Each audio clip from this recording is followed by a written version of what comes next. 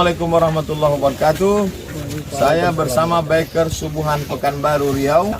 Bagi yang sudah bergabung istiqomah, bagi yang belum segera bergabung. Kiamat sudah dekat. Berkah selalu, sukses. Assalamualaikum warahmatullahi wabarakatuh.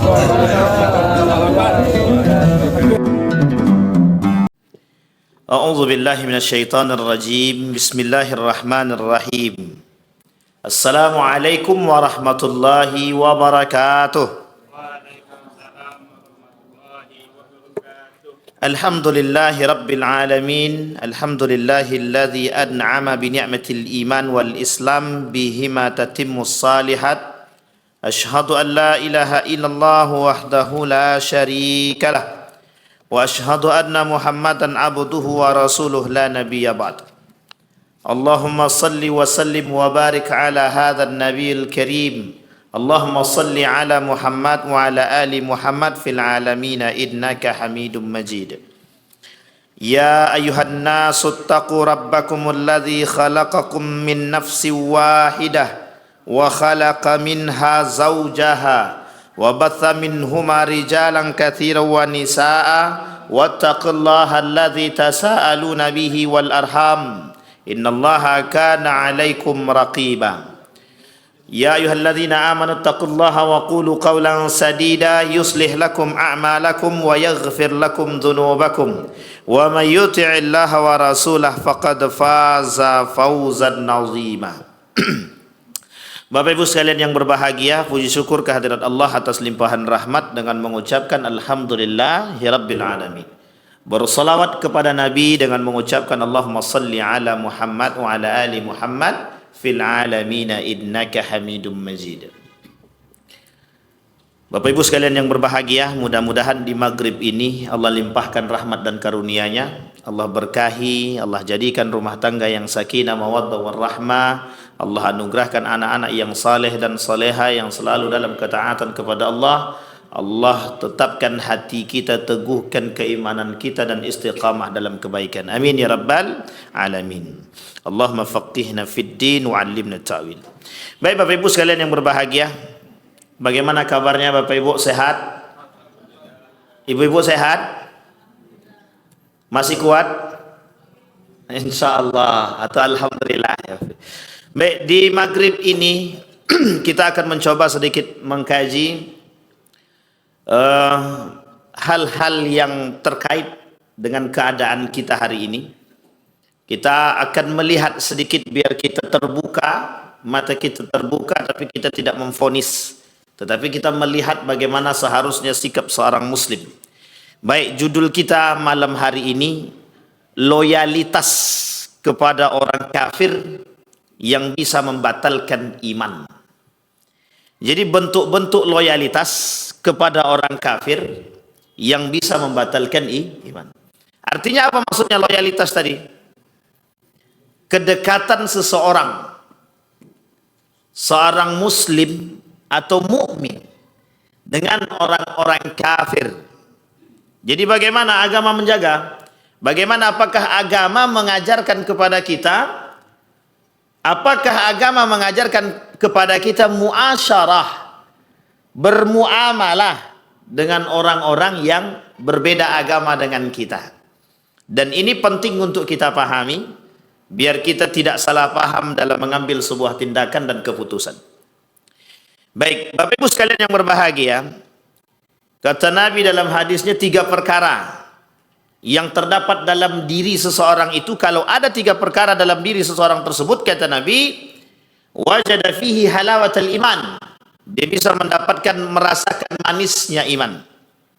Yang pertama kata Nabi, orang-orang yang mendapatkan rasa manisnya iman tersebut, an yakunallah wa rasuluhu ahabba ilaihi mimma siwahuma. Orang-orang, barang siapa yang ketiganya itu ada pada diri mereka. Yang pertama, barang siapa yang Allah dan Rasulnya lebih mereka cintai. Misal Bapak Ibu, yang dimaksud dengan hadis ini adalah bagaimana seorang muslim mukmin terkhusus harus lebih mencintai Allah dan Rasulnya. Harus lebih mencintai Allah dan Rasulnya. Ketimbang siapa? Bukan orang tuanya. Ketimbang siapa? Diri dia sendiri. Jadi artinya mencintai Allah dan Rasul itu berada pada tingkat pertama sebelum mencintai diri sendiri ataupun orang tua. Tidak bisa diganggu gugat. Dan itu kondisi iman dan masuk dalam kategori akidah. Arti yang kedua, poin yang kedua, barang siapa yang mencintai seorang hamba dan tidaklah ia mencintainya karena Allah. Artinya apa kata Nabi? Wa an yuhibbal mar'u la yuhibbuhu illa lillah. Jadi Bapak Ibu, hukum mencintai seorang mukmin, orang yang beriman, kita mukmin, ada saudara kita mukmin, mencintai orang yang beriman itu hukumnya wajib. Wajib. Berarti bahaya Ustaz. Ya, jangan salah paham pula. Bukan pula disalah pahami. Kalau dia mukminah bagaimana Pak Ustaz? Ya itu bukan maksud dalam mencintai istri orang. Itu yang salah. Artinya apa? Seorang mukmin wajib mencintai mukmin yang lain. Pada kondisi ini adalah saling mengasihi, saling membantu, saling menyayangi, saling menasehati. Ini sudah kita sampaikan dalam hadis yang diriwayatkan oleh Nabi dalam kitabnya Syekh Mbah Hasim Al-Asy'ari pada poin yang pertama 30 yang membatalkan, 30 tanda akhir zaman. Sudah disampaikan. Poin yang pertama itu adalah salah satu di antara tanda akhir zaman kata Mbah Hasim Al-Asy'ari itu adalah orang yang tidak peduli dengan agama dan orang yang tidak peduli dengan orang-orang sesama muslim atau orang mukmin. Yang kedua, an yakrahu an ya'uda fil kufri kama yakrahu an yuqzafa fid nar. Yang ketiga itu adalah membenci untuk kembali kepada kekufuran. Jadi orang yang mendapatkan halawatul iman tadi, orang yang benci untuk kembali kepada kekafiran atau kekufuran. Maksudnya apa? Orang yang membenci perbuatan-perbuatan yang identik kepada kekufuran. Ini penting untuk dipahami. Dan orang kalau tiga ini ada dalam diri dia, maka dia termasuk orang-orang yang disebut dengan mendapatkan manisnya iman. Kita ambil contoh yang nomor 3 tadi, terkait produk Israel. Jangan pernah berhenti Bapak Ibu hari ini, biar Bapak Ibu bosan sampai mau muntah sekalipun tak masalah. Jangan pernah berhenti memboikot produk Israel. Nanti kita sampaikan bagaimana kondisi loyalitas seorang muslim terhadap hal demikian. Itu penting untuk dipahami. Baik, sampai di sini paham Bapak Ibu? Baik. Artinya Bapak Ibu, pada hadis ini itu Nabi mengajak kepada kita menjadikan Allah dan Rasulnya nomor satu yang kita cintai. Yang kedua yang harus kita cintai adalah orang yang beriman. Dalam hadis ini, kalau kita pengen mendapatkan iman, manisnya iman, bukan orang kafir, apalagi musuh-musuhnya Allah. Kalau mencintai musuhnya Allah, dia ada dua. Apakah bisa membatalkan iman atau justru terjerumus dalam kekufuran tapi tak membatalkan iman? Nah, ini yang kemudian yang akan kita bahas. Bapak Ibu sekalian yang berbahagia, sekarang kita masuk bentuk-bentuk loyalitas seorang mukmin kepada orang kafir yang bisa membatalkan iman. Wa may yatawallahum faulaika humuz zalimun. Barang siapa yang berpaling daripada yang sudah Allah tentukan jalurnya, syariatnya, hukumnya, yang kemudian mereka berpaling dari jalan tersebut, maka sesungguhnya mereka orang zalim. Kata Allah dalam surah Al-Mumtahanah, barang siapa yang menjadikan mereka sebagai yatawallahum, tidak hanya berpaling. Kalau mereka menjadikan orang-orang kafir itu kawan mereka, kawan setia. Nih, Bapak Ibu, ini bahasanya Al-Quran, ini bukan bahasa saya. Barang siapa menjadikan mereka orang kafir, orang kafir sebagai kawan mereka, maka mereka itulah orang-orang yang zalim. Jadi jangan kemana-mana dulu fikirannya. Meskipun kasusnya sedang trending gitu, trending topik, tapi jangan dikait-kaitkan dulu. Nanti baru kita kaitkan. Wadzalika zulmu yakunu bihasbit tawalli. Itu kezaliman yang mereka lakukan adalah ketika mereka sedang berpaling dari orang beriman tapi berkawan dari orang kepada orang yang tidak beriman. Berarti salah kalau kami berkawan sama orang tak beriman Pak Ustaz, atau orang kafir. Berkawan itu tak salah. Yang dimaksud dalam hadis tersebut dan ayat tersebut orang yang merusak Islam. Dia non muslim, dia kafir, tapi kekafirannya merusak kita. Disebut dengan kafir zimmi. Sampai sini paham? Maaf, kafir harbi. Dia orang kafir, tapi tujuan dia memang merusak kita. Yahudi itu kafir apa tidak? Tujuannya merusak kita apa tidak? Sama. Itu yang dimaksud. Karena hadis ini berkaitan pada dua, Nasrani dan Yahudi. Pada hakikatnya ayat itu begitu. Tetapi oleh para ulama yang lain, siapapun, agama manapun yang menyakiti umat muslim, yang memerang umat muslim, dan ada orang mukmin, orang muslim yang berkawan dengan mereka yang menyerang mukmin tersebut, maka sesungguhnya mereka sedang zalim. Zalim kepada siapa? Kepada Allah dan Rasulnya. Zalim kepada siapa? Kepada orang yang beriman. Dan mereka telah menyakiti hati-hati orang yang beriman. Baik, Bapak Ibu sekalian yang berbahagia. Contoh yang pertama, perbuatan atau bentuk loyalitas seorang yang beriman atau muslim yang berkawan dengan orang-orang kafir yang bisa membatalkan iman. Yang pertama, tinggal dan menetap di negeri kafir disertai ridho dengan agama kekafirannya. Ini agak ribet bahasanya, saya sampaikan begini. Yang dimaksud dengan poin pertama, tinggal menetap, ada orang-orang yang mohon maaf, orang beriman, dia sekolah di sana karena sudah menikmati suasana di sana, dia tinggal di sana. Karena dia tinggal di sana, dia anggap negara yang di sana itu mana bos? Di Eropa. Terserah ibu nak sebut mana, Amerika, Australia, Inggris dan lain sebagainya, terserah. Tinggal mereka di sana. Ketika mereka tinggal di sana, mereka berbaur dengan agama-agama yang di sana. Apa yang diangkat oleh agama-agama di sana? Agama-agama di Eropa itu, semua agama itu mengangkat dua hal. Satu, hak asasi manusia. Yang kedua, toleransi. Sampai sini paham ya Bapak Ibu? Artinya, negara-negara Eropa sedang membangun hak asasi manusia dan toleransi beragama. Sehingga mereka ingin menjadikan toleransi-toleransi beragama itu tertanam dalam diri setiap orang yang beriman terhadap agama mereka masing-masing. Oke Bapak Ibu, sampai di sini paham ya? Nah, ada orang mukmin muslim tinggal di sana. Mereka muslim, tapi mereka justru mohon maaf meridhoi agama mereka. Kalaulah agama negara sana adalah agamanya kafir atau Nasrani misalkan, orang muslim mengakui agama yang di sana, kemudian mengamini perbuatan-perbuatan di sana yang memang dalam agama Islam itu keluar daripada jalurnya. Sampai di sini paham Bapak Ibu? Artinya apa? Ketika mengamini kegiatan agama-agama yang berbeda, kemudian dia keluar dari pemahaman syariat Islam, maka pada hakikatnya dia sudah terjerumus dalam pembatalan iman.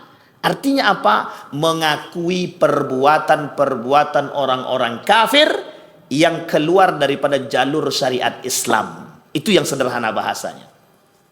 Tapi karena mereka tinggal, kami kan tinggal di sana Pak Ustaz. Jadi kami harus menghormati mereka. Menghormati itu ada batasnya. Nabi tak pernah paksakan orang kafir dalam piagam Madinah itu untuk mengikuti agama Nabi. Tidak pernah. Dalam piagam Madinah yang diingkari oleh kaum kafir Quraisy dan Yahudi, apa pernah Nabi memaksakan orang-orang untuk masuk agama Islam? La ikraha fid din. Tidak ada pemaksaan dalam agama itu, tidak ada. Sampai di sini paham ya Bapak? Kenapa kita umat muslim pula yang ikut-ikutan meleburkan diri kepada agama yang lain? Sampai sini paham ya Bapak Ibu ya? Artinya apa? Non muslimnya tak salah. Yang salah orang mukminnya yang ikut melebur kepada agama orang lain sehingga meridhoi perbuatan-perbuatan yang sesungguhnya tidak dilakukan oleh Islam. La yattakhidul mu'minina kafir awliya min dunil mu'minin wa man yaf'al dzalika falaysa minallahi fi syai'. Tidak boleh orang-orang mukmin menjadikan orang-orang kafir itu kawan setia. Bapak Ibu harus paham, ini kasusnya sudah lama. 2000 berapa itu? Pemilihan DKI, Gubernur DKI Jakarta. 2017. Dalam surat permasalahannya pada surat Al-Maidah ayat 51. Yang dimasalahkan bukan ayatnya, Pak. Yang dipermasalahkan adalah dia bukan muslim. Ngapain dia bicara ayat Al-Quran? Yang kedua permasalahannya pada kalimat aulia. Aulia itu oleh sebagian ulama tafsir mengatakan artinya pemimpin. Tapi sebagian yang lain mengatakan mengartikan itu artinya adalah kawan setia. Kata guru saya, ahli tafsir yang baru meninggal, Profesor Dr. Haji Yunar Ilyas, ahli tafsir di Muhammadiyah. Apa kata beliau? Kawan setia saja tak boleh. Orang kafir. Kawan setia saja tak boleh. Apalagi pemimpin. Sebaik-baiknya kafir mati masuk neraka. Seburuk-buruknya muslim, kalau dia tak mati dalam keadaan kafir, mati tetap masuk surga. Meskipun cuci dulu. Kalau dia banyak dosanya. Kalau tak banyak dosanya, lebih banyak pahala daripada dosanya, ya langsung masuk surga. Tak perlu cuci-cuci. Kata guru saya begitu. Dan saya memahami konsep yang itu. Sampai sini paham Bapak Ibu ya. Ini penting Bapak Ibu. Nanti ada kaitannya dengan kondisi kita hari ini. Berapa banyak manusia yang mohon maaf, demi duit mereka bergabung Pak. Demi uang mereka mohon maaf mengkhianati negara Republik Indonesia dengan merusak. Baik, itu yang pertama. Yang kedua, mengubah kewarganegaraan dengan negara kafir yang memerangi kaum muslim. Kalau adalah orang-orang muslim pindah dia ke Israel, dia ganti warga negaranya, itu contohnya. Ada orang Indonesia misalkan pindah ke Israel, dia bantu Israel, dia warga Indonesia tapi muslim dia, tapi dia bantu, dia tinggal di sana, dia rubah kewarganegaraannya. Dalam pandangan para ulama, sebagian ulama mengatakan dia sudah membatalkan iman. Artinya apa? Dia mendukung perperangan itu. Maka Bapak Ibu sekalian yang berbahagia, yang mendukung Israel secara tidak langsung itu bisa dikatakan batal imannya itu. Muslim kah dia? Muslim. Masalahnya beriman apa tidak, itu masalah kita hari ini. Dia banyak orang muslim, yang beriman sedikit. Yang beriman banyak, muhsin sedikit. Contoh orang muslim banyak. Yang sholat sedikit. Yang sholat banyak. Yang sholat khusyuknya sedikit. Banyak yang sholat khusyuk, banyak yang di masjid. Nah itu dia. Jadi urut-urutannya Pak. Banyak orang muslim tuh banyak. Tapi yang tak sholat, Islam lebih banyak pula. Itu kira-kira Islam apa itu? KTP atau abangan itu? Kedua-duanya itu. Jadi Islam di mulut, di hati tak Islam. Ini yang menjadi masalah kita Pak.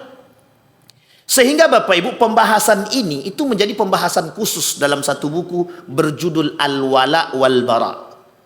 Dan pembahasan Al-Wala wal Bara itu lama sekali. Bagaimana loyalitas seorang muslim terhadap muslim yang lain.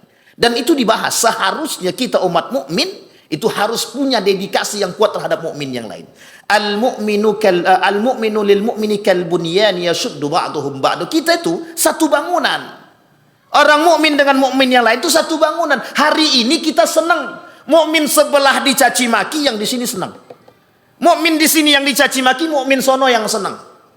Kata orang Yahudi, kalian kan dah berantem. Jadi kami tak perlu ikut campur berantem gitu deh. Ketawa dia di belakang layar. Udah kayak apa namanya? Kita diadu domba. Mereka kita yang berantem, mereka yang tertawa. Mereka yang mendapat untung.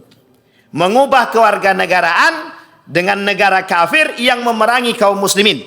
Karena senang dan ridho dengan negara kafir tersebut. Banyak nih Pak yang memuji negara-negara kafir itu banyak. Wah, aku tinggal di Australia, tingkat toleransinya tinggi. Aku tinggal di Australia, semakin di orang-orang di Irlandia itu mereka ateis. Tapi mengapa akhlak mereka baik?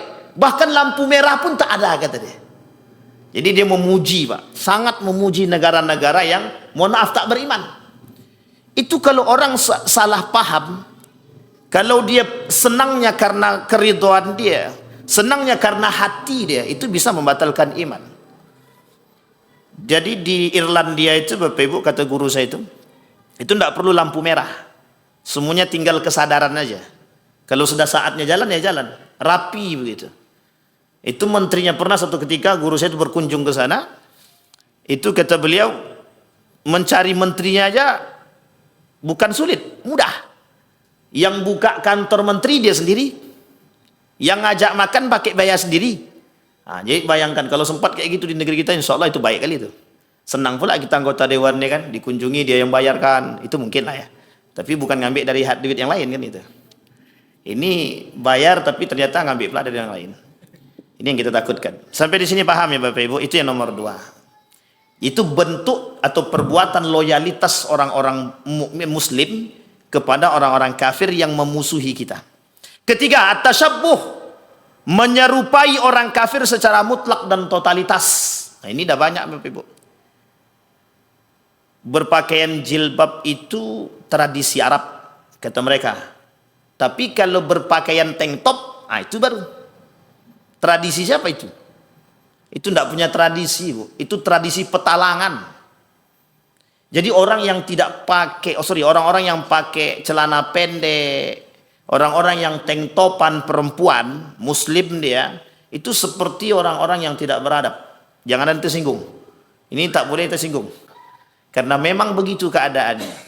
Dulu orang yang terhormat itu yang pakai kerudung. Kerajaan Romawi itu, untuk melihat wanita-wanitanya itu dari bangsawan, salah satu perbedaannya adalah kerudung. Meskipun hanya setengah kepala. Makanya tradisi jahiliyah itu sebenarnya, itu tradisi jahiliyah itu yang tak pakai baju itu. Itu tradisi jahiliyah. Hari ini orang tak pakai baju, kayak artis-artis tak pakai baju itu dianggap itu paling tenar dan paling modern itu. Padahal itu bukan modern, itulah yang paling jadul, yang paling petalangan gitu maksudnya.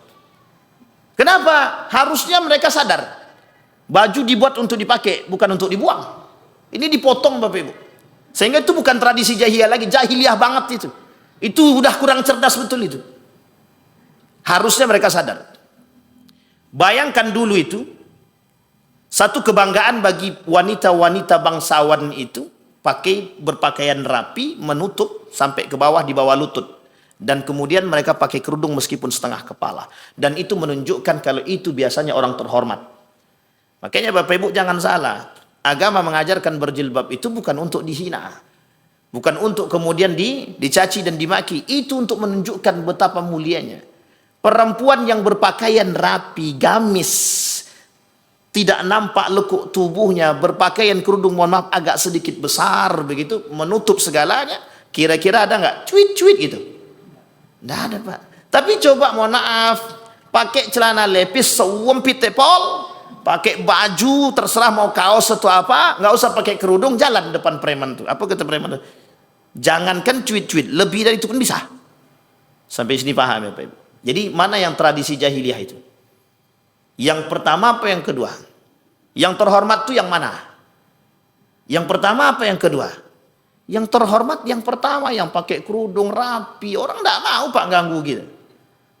Tapi kalau kita berpakaian, kita sendiri yang menampakkan aurat kita, yaitu mohon maaf, jangan salah. Kalau kata Sedas Latif itu, hei kaum Hawa, kata dia, jangan kalian rusak mata kami yang sudah dekat kepada Allah, kata dia. Dengan kalian berpakaian, kami rusak matanya gitu. Tak ditengok salah, ditengok sama. Tak ditengok rugi, ditengok salah, kata dia. Yaitu kata Sedas Latif begitu. Saya menukil aja Bapak Ibu. Artinya memang begitu Bapak Ibu. Saking terhormatnya mereka berpakaian yang rapi. Baik. Apa contoh lain tasyabuh? Mohon maaf Bapak Ibu. Contoh yang lain tasyabuh itu kita yang mengikuti tradisi mereka. Apa tradisi mereka? Baik tradisi selamatan dan lain sebagainya. Majelis Ulama Indonesia sudah mengeluarkan fatwa tentang haramnya mengucapkan selamat kepada agama yang berbeda. Dan itu kita ikuti. Masalahnya hari ini itu yang muslim pula yang menolak fatwa tersebut. Itu yang kita maksud. Imannya itu taruh di mana itu kita nggak tahu.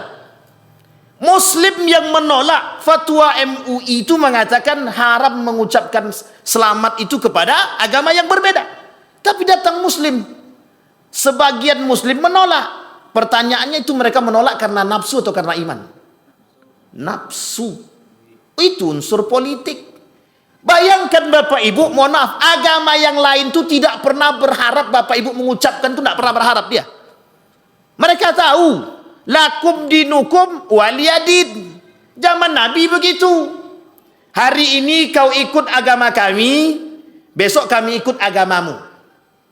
Tidak, kata Nabi, lakum dinukum waliyadin. Hari ini tidak. Hari ini tidak. Kita disuruh ngikut agama mereka. Mereka disuruh ngikut agama kita. Nah, itu masalahnya hari ini tuh Pak. Besok-besok anak-anak kita disuruhnya ngikut doa agama yang lain. Terus agama lain disuruh ngikut doa-doa kita. Itu tidak masalah. Itu yang menjadi masalah itu kalau kita yang ikut agama lain. Itu yang menjadi masalah kita hari ini Pak. Mohon maaf Bapak Ibu, coba perhatikan baik-baik. Hampir di setiap tempat itu, jualan itu, ini karena sampai keluar ya Pak Ketua, agak gimana sedikit tapi ya udahlah. Jadi Bapak Ibu, coba lihat toko-toko itu. Toko-toko, mohon maaf, jangan ada yang tersinggung ya. Ketika tanggal 25, itu orang sudah rebutan itu mau masang apa? Di setiap toko-toko, bahkan toko-toko muslim kadang-kadang menyediakan bunga-bunga, apa namanya itu? Parsel-parsel itu. Apa lagi nama itu ya? Yang ini tuh? Pohon Natal. Coba bayangkan. Itu toko-toko Pak. Bahkan menjual, kadang-kadang orang muslim yang pakai pakaian begitu. Apa alasan mereka? Kami ingin menghormati mereka. Mereka tak butuh penghormatan kita. Mereka dah tahu kita tak mengganggu mereka saja, kita sudah dianggap sudah menghormati. Itu yang tertinggi. Ini ngapain pula orang sudah tidak minta, kita pula yang nyosorkan diri. Nah, sinilah kami hormati. Nah, ini masalah kita hari ini Bapak Ibu. Terlalu berlebihan. Berbeda ketika mereka menjadi seorang pemimpin. Itu berbeda. Hukum ini terkait Bapak Ibu. Ketika seorang pemimpin, bagaimana hukum seorang pemimpin ketika dia menjadi seorang pemimpin mengucapkan kalimat tersebut? Boleh atau tidak bolehnya oleh para ulama berbeda pendapat. Ada yang membolehkan dan ada yang tidak membolehkan.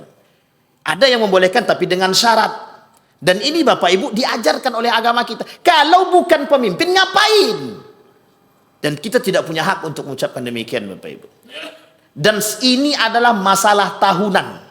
Sehingga muncul fatwa MUI terhadap pengharaman pengucapan tersebut, itu pun ditolak. Artinya apa? Ketika mereka menolak, itu loyalitas mereka kemana? Ke Islam kah atau ke agama? Tergantung Bapak Ibu. Loyalitasnya pada satu kalimat toleran. Cuman kalimat toleransi. Toleransi itu yang mereka anggap adalah mereka angkat dengan nilai-nilai merusak nilai-nilai Islam. Islam tidak perlu diajarkan toleransi. Karena Islam sudah sangat toleransi. Penting untuk dipahami Bapak Ibu. Piagam Madinah jelas. Yang mengingkari piagam Madinah mereka. Kaum kafir Quraisy dan kafir Yahudi. Mereka yang mengingkari.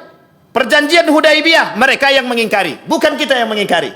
Tertulis jelas bahkan menurut Nabi.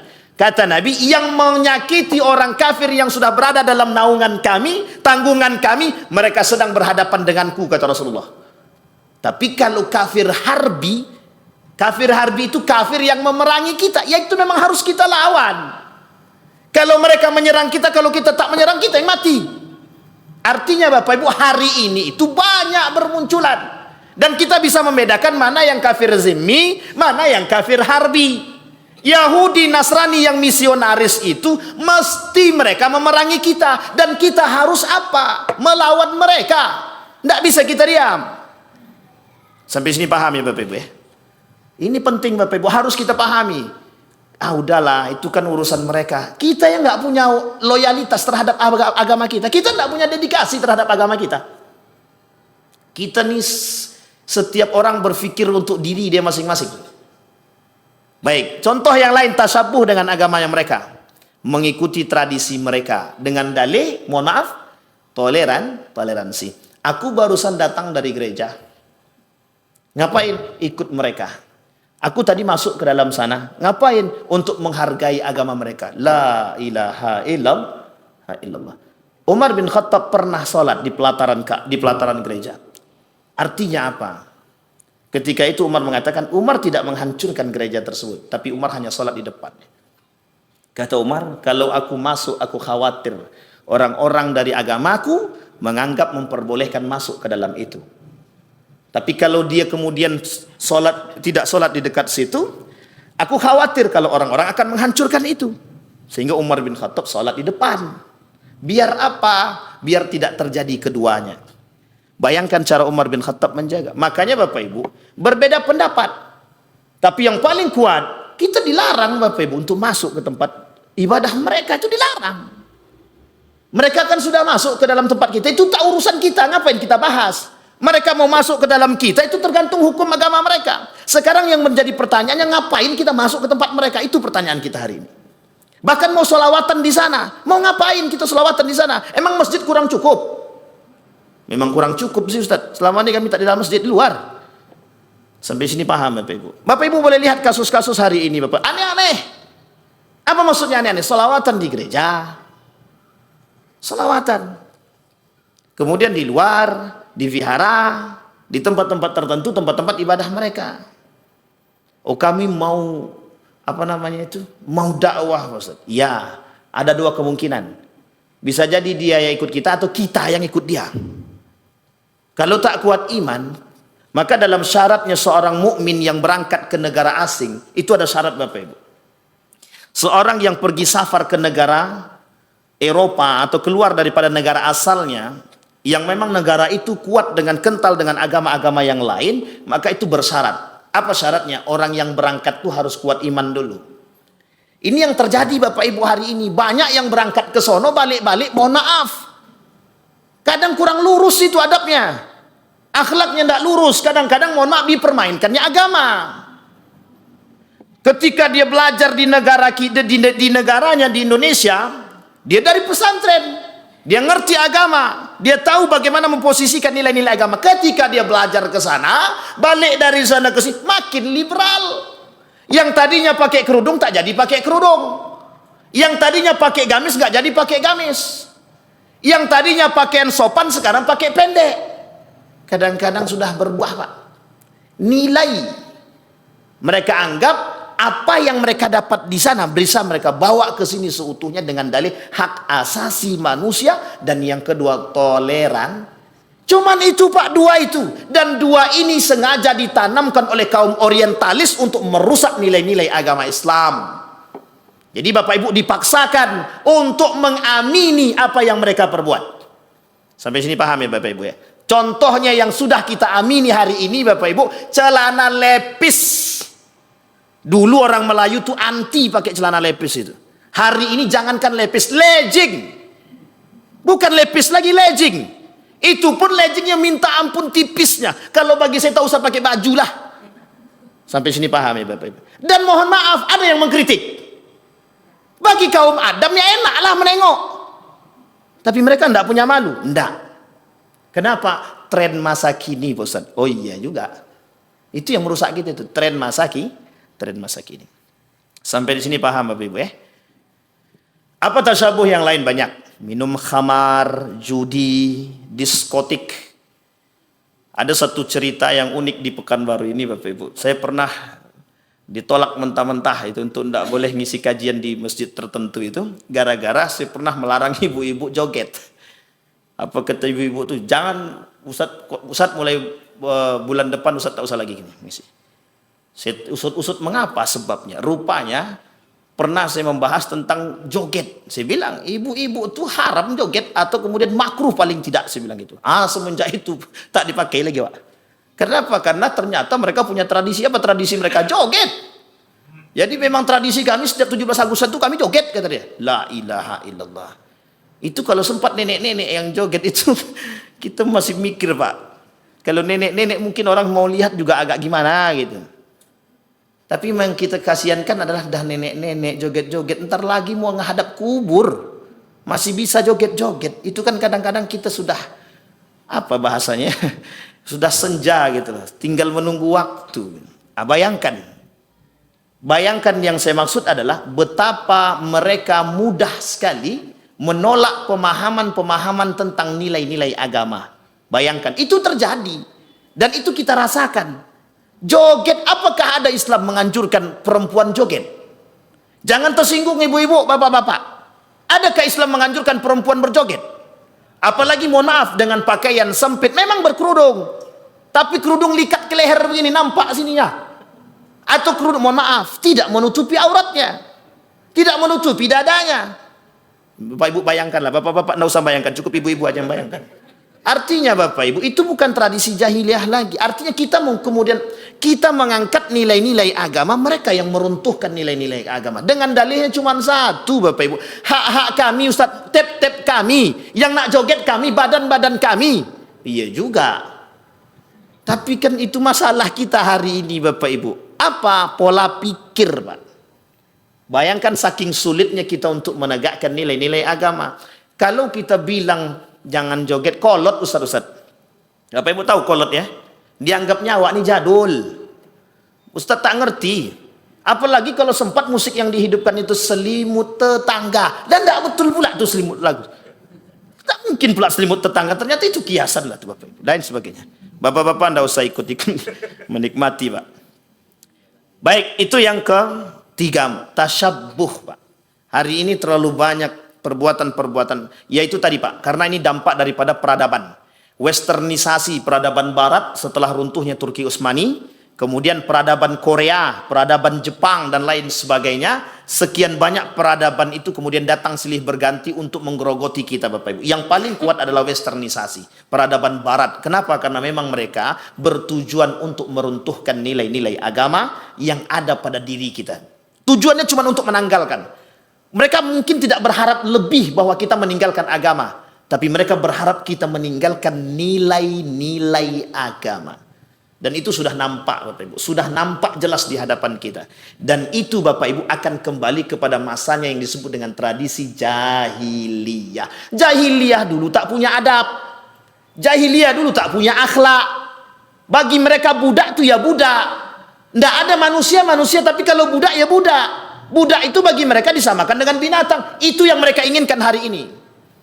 Yang diinginkan oleh kaum Yahudi kepada kita itu bagaimana kita menjadi budak mereka. Dan mereka leluasa membangun satu yang disebut dengan Abrahamic religion. Agak gaul sedikit. Artinya apa? Agama Abraham. Agama Abraham itu dalam pandangan kaum Yahudi adalah agama dari bapaknya daripada sekian agama-agama yang lain itu, termasuk Islam. Artinya kita dituntut untuk mengakui agama Abraham itu. Sampai kapanpun mereka terus akan memerangi kita. Maka hari ini Bapak Ibu, kalau Bapak Ibu berhenti memboikot produk Israel, berarti Bapak Ibu sedang menghidupkan kembali Israel. Kalau kita mau memboikot mereka terus-terusan sampai kapanpun, jangan pernah berhenti. Capek Pak Ustaz, sudah sakit lidah kami tak makan apa namanya Dunkin Donat ya, McD, Starbucks, sedikit. Kopi di banyak, kopi hitam itu banyak. Nah, kalau kami zaman dulu itu ada namanya buah coklat. Nah, itu kan tinggal rebus saja, tumbuk itu jadi coklat tuh. Agak mirip kalau dengan kopi. Kalau enggak ambil arang tuh masukkan jos gitu kan. Air panas itu di Yogyakarta begitu Pak. Kopi hitam bunyinya jos. Ketika dimasukkan arang hitam tadi ke dalam gelas tadi berbunyilah dia jos. Itu namanya kopi jos namanya. Rupanya yang diminum arang. Itu merusak semua itu. Semua organ tubuh kita bisa rusak. Baik, yang keempat. Menyerupai sebagian ciri khas mereka, namun dalam perkara yang menyebabkan keluar daripada agama. Apa maksudnya sebagian daripada ciri khas mereka yang kemudian condong bisa membuat keluar daripada agama Islam itu nilai-nilai agama, lebih tepatnya kepada akidah. Lebih tepatnya kepada akidah. Mohon maaf, maksudnya Pak, mempercayai Tuhan mereka. Jadi Bapak Ibu ada konsep nanti di dalam perang pemikiran itu disebut dengan pluralisme. Arti pluralisme itu adalah kita ini Bapak Ibu, orang-orang Islam ini sedang diperangi dalam perang agama, perang pemikiran, perang peradaban, perang budaya, perang pendidikan dan lain sebagainya. Tapi bukan perang senjata. Tujuan mereka adalah agar kita ini mau mengakui agama-agama itu. Bukan mengakui keberadaannya. Di dalam undang-undang kan sudah diakui. Secara undang-undang kita memang harus mengakui keberadaannya. Yang menjadi masalah mengakui kebenaran agama-agama itu. Maka disebutlah konsep ini di dalam pelajaran perang pemikiran itu disebut dengan pluralisme. Kalau pluralisasi memang kita ini sekarang sedang plural. Plural itu artinya majmuk. Di dalam ini ada orang Jawa, ada Minang, ada Melayu, ada Batak, dan lain sebagainya. Itu namanya plural, Pak. Dan itu tidak dipermasalahkan oleh para ulama. Artinya ada agama Hindu, Buddha, dan lain sebagainya, Kongfucu, Islam, Bahai. Itu keberadaan agama yang tertulis secara undang-undang. Dan itu kita akui karena undang-undang yang mengakui. Pertanyaannya yang menjadi masalah oleh para ulama itu pluralisme. Ada ismenya di belakang. Apa maksudnya? Mengakui kebenaran agama-agama yang lain. Dengan dalih apa? Semua agama itu sama. Menyembah satu Tuhan. Hanya saja metodenya berbeda-beda. Jalan menuju satu Tuhan itu berbeda-beda. Kalau Bapak Ibu tidak punya akal yang sehat, maka tertipulah kita. Sampai sini paham Bapak Ibu? Sekalipun Tuhan kami 3, kata dia. Yang maksud kami itu 3 jadi 1. Itu tidak mungkin Pak, tidak mustahil, tidak ada begitu. Laqad kafara alladziina qalu innallaha tsalitsun tsalatsa, kata Allah. Orang yang sudah mengatakan Tuhan itu ada 3 kafir. Ini dalam agama kita Bapak Ibu, dalam agama kita. Dan itu dibahas di dalam Al-Quran. Artinya apa Bapak Ibu? Kita dituntut untuk mengakui kebenaran agama yang lain. Dalam konteks ini disebut dengan pluralisme. Lain waktu kita bahas Bapak Ibu permasalahan pluralisme itu. Karena saking kentalnya Bapak Ibu. Maka Bapak Ibu ada pembohongan publik. Apa itu pembohongan publik itu? Nah, ini kalau agak kasar sedikit tolong dihapus-hapus ya Bang ya, tapi ini tak bisa dihapus nih Bang. Apa yang disebut dengan pembohongan publik tadi? Dalam penjajahan Belanda. Dalam penjajahan Belanda itu kita bukan dijajah rempah-rempah. Itu cuma bagian kecil Bapak Ibu dari tujuan mereka. Yang mereka jajah itu apa? Agama.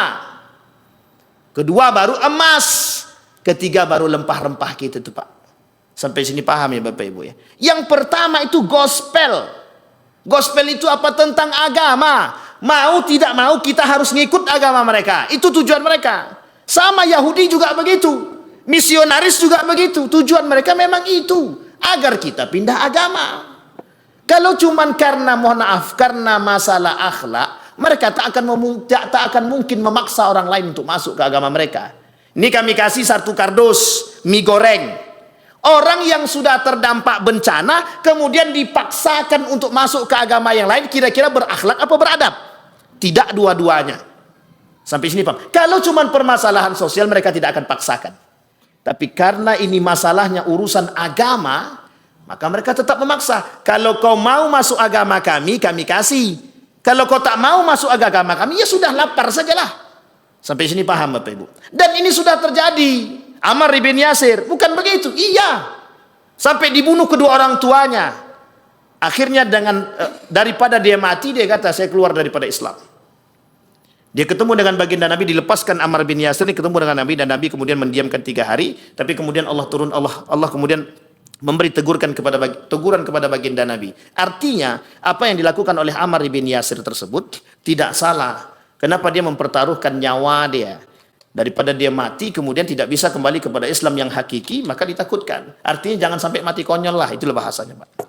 Sampai di sini paham Bapak Ibu. Tapi sekarang bukan begitu. Mereka menyusupi dengan hal demikian. Setiap ada bencana, mereka datang duluan. Misionaris itu. Dari tahun berapa Bapak Ibu mungkin sudah pernah mendengar tempat-tempat Salatiga itu. Itu tempatnya lumbungnya misionaris dulu.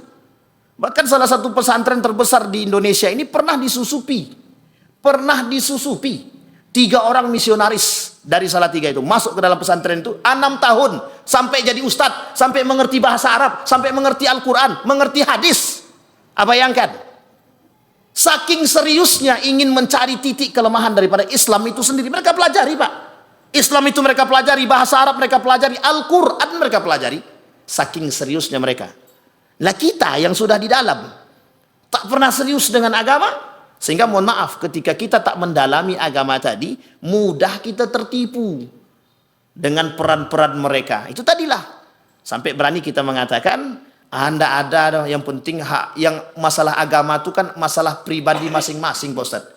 Taat tak taat kami itu kan urusan kami. Tidak bisa begitu Bapak Ibu.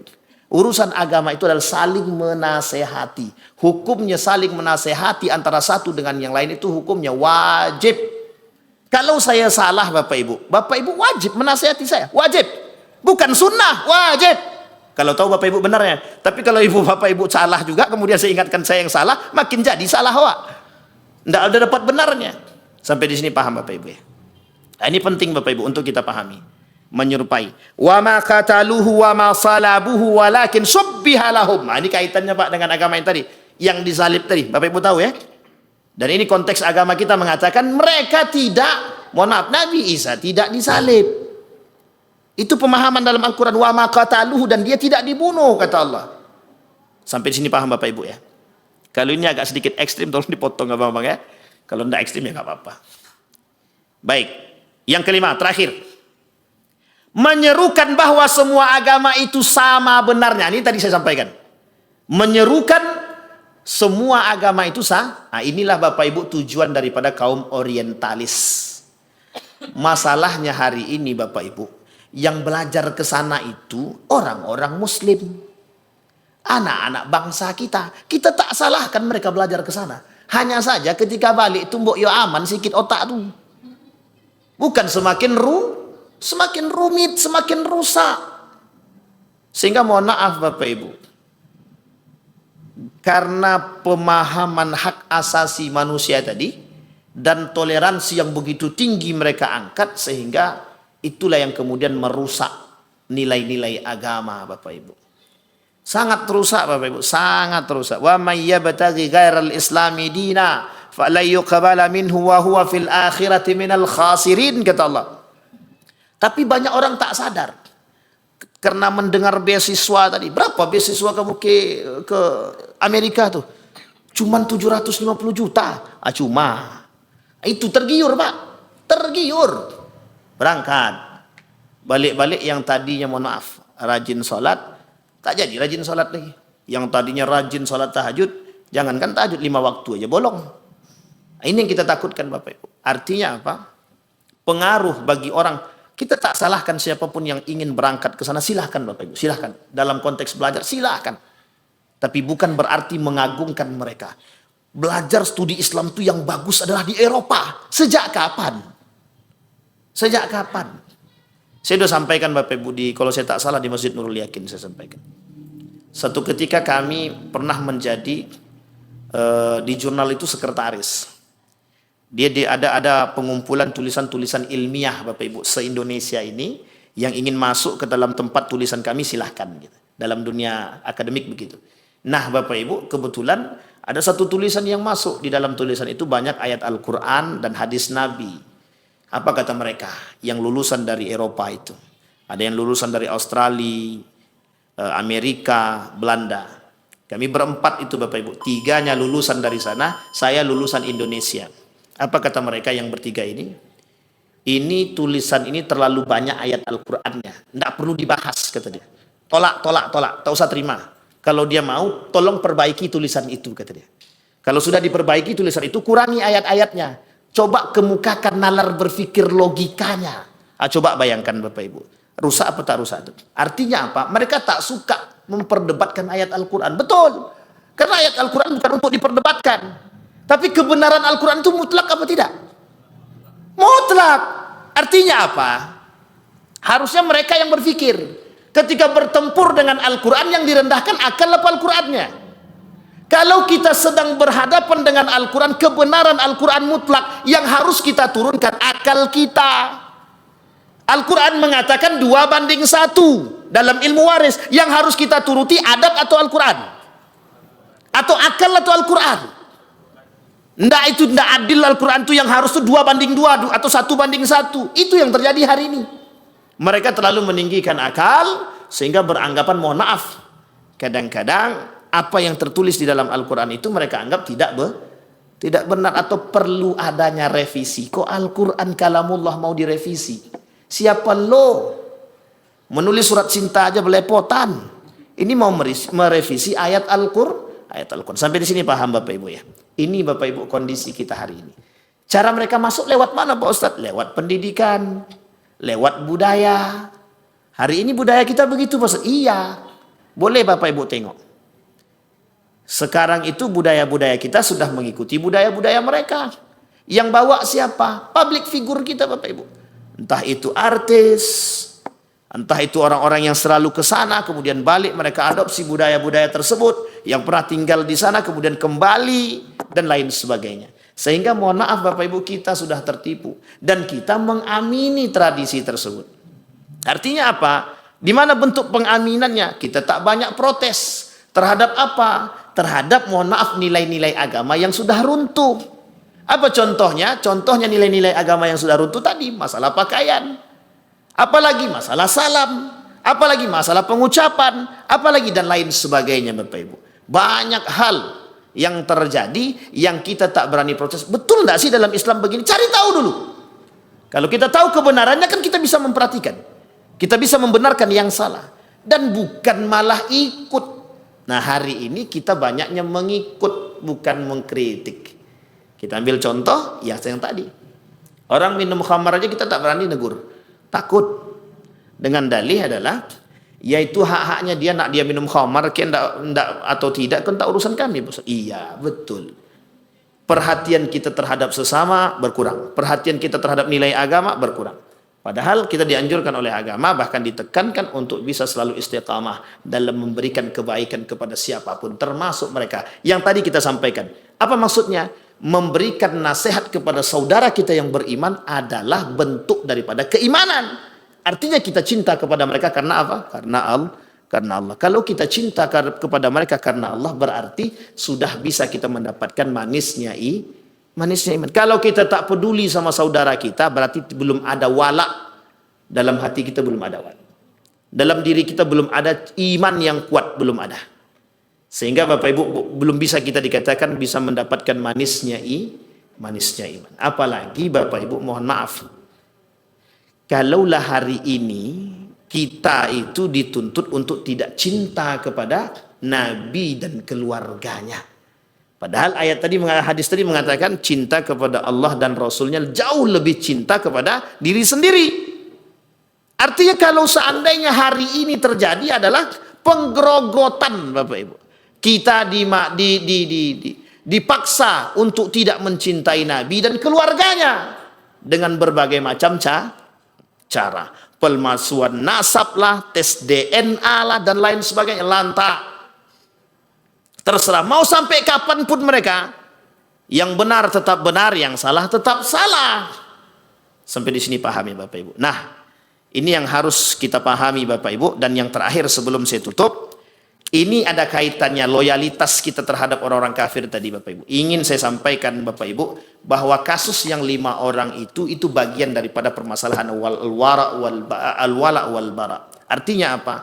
Mereka lebih loyal kepada negara Israel ketimbang loyal kepada orang-orang yang beriman. Artinya kecintaan mereka terhadap orang-orang yang beriman itu tidak ada.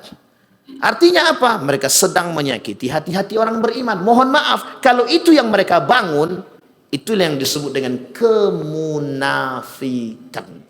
Sampai sini paham Bapak Ibu? Lain waktu kita bahas Bapak Ibu insyaallah. Ini kalau tak dibahas habis waktu kita. Saya kira itu saja, mudah-mudahan bermanfaat bagi kita semua Bapak Ibu. Fa'tabiru ya ulil absar la'allakum tuflihun. Assalamualaikum warahmatullahi wabarakatuh.